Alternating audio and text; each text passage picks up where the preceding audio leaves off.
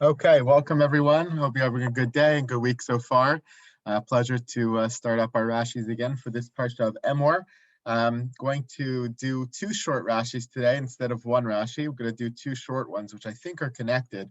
One from yesterday's Aliyah, the first Aliyah of Parshas Emor, and one from today's Aliyah, the second Aliyah of Parshas Emor. And I think you'll see why they're connected. The parsha opens with a famous Rashi. The first pasuk of the parsha, which speaks all about Kohanim, says, Vayomer Hashem al Moshe, Emor el HaKohanim b'nei Aaron, ve'amarta alehem lenefesh lo yitama be'amav. Introducing them to the laws of impurity and who they're allowed to become defiled for and not defiled for, the seven close relatives, other relatives, and that kind of thing. The Torah spells it out as Vayomer Hashem el Moshe. Hashem says to Moshe, Emor el Kohanim, say to the Kohanim, the sons of Aaron, Ve'amarta alehem, and say to them, lenefesh lo yitama be'amav, they shouldn't defile themselves to another person.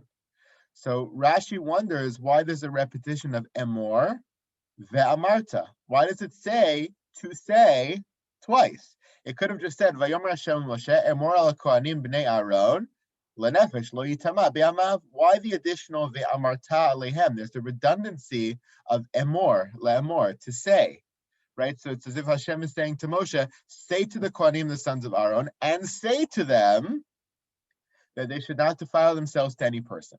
So Rashi famously says, Emor ve'amarta, the repetition of Emor comes to teach us, lahazhir gedolim al haktanim, to warn the big ones about the small ones. Now there's a myriad of interpretations to that concept, lahazhir gedolim al haktanim. Actually, it's a phrase that appears in Rashi 3 times in the Torah. One of them was in last week's parsha, and one of them is here in our parsha. It's a fascinating study in and of itself. What is lahazhir gedolim al haktanim? Many beautiful interpretations just in our parsha itself about what it means in this context, but at a very simple level, without going into all kinds of drashas and ideas.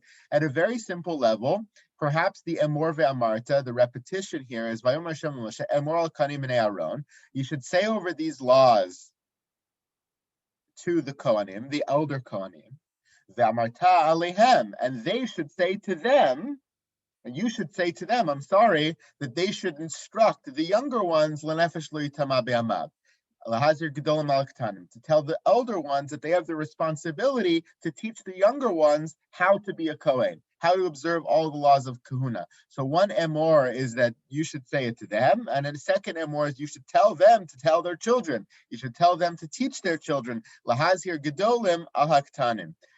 So there's one just in terms of the instruction itself, and the second one in terms of instructing others. There seems to be some responsibility of the older Kohanim towards the younger Kohanim to teach them the right and correct ways.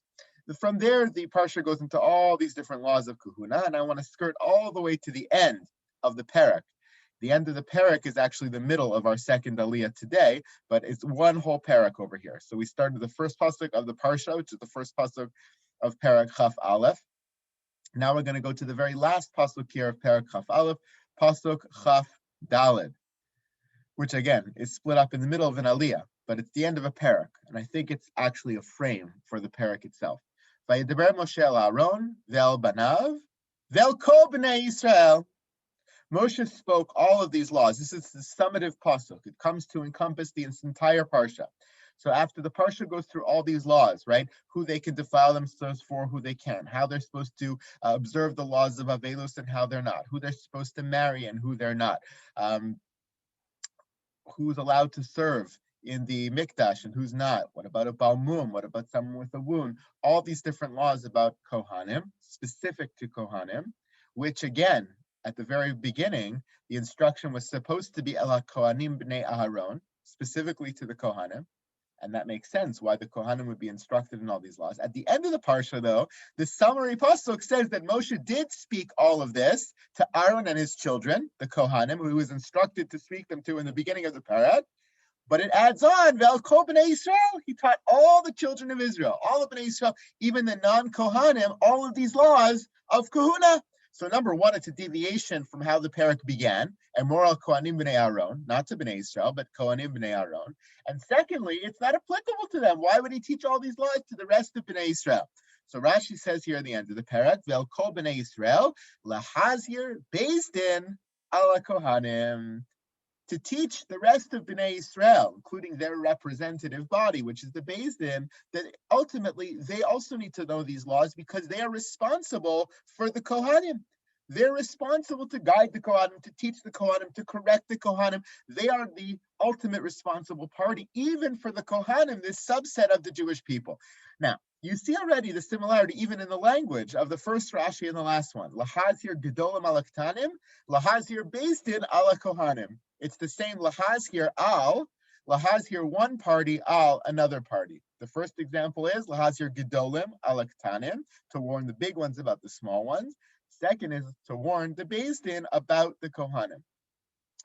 So I think it's a beautiful, beautiful frame for this parak, because one could easily think that these laws of kahuna are really only applicable to kohanim, and it's their purview to study it, to perfect it, they mess up, it's their problem, right? It's really something reserved for this subset of the people, and the responsibility is ultimately theirs. I think what the parak's frame teaches us is that everyone at every single level is responsible for every other party in the Jewish people. And there's this whole hierarchy, like a pyramid of responsibility that's built, whether that means gedolim al ktanim in the most narrow sense, right, that the elders are supposed to teach the younger ones, or in the broadest sense, that the Beis Din, the representative body that represents the entirety of the Jewish people, is responsible for every strata under them, including kohanim, including people who have nothing to do with them, including laws that they can never personally engage in because they are not kohanim. They're also responsible for that, and they're also responsible for them. It teaches us that even though we're in the parak here of kohanim, as Debbie's background teaches us, it's still the responsibility of the entire Jewish people to learn these laws, perfect these laws, and to take responsibility for them, painting this beautiful picture of interconnectedness that all of us have to each other, which is a theme that runs through the Torah, but it just happens to be isolated over here in a parak that could be misconstrued as a very, very private one. Have a good day, everybody, and we'll see you tomorrow. Thank you.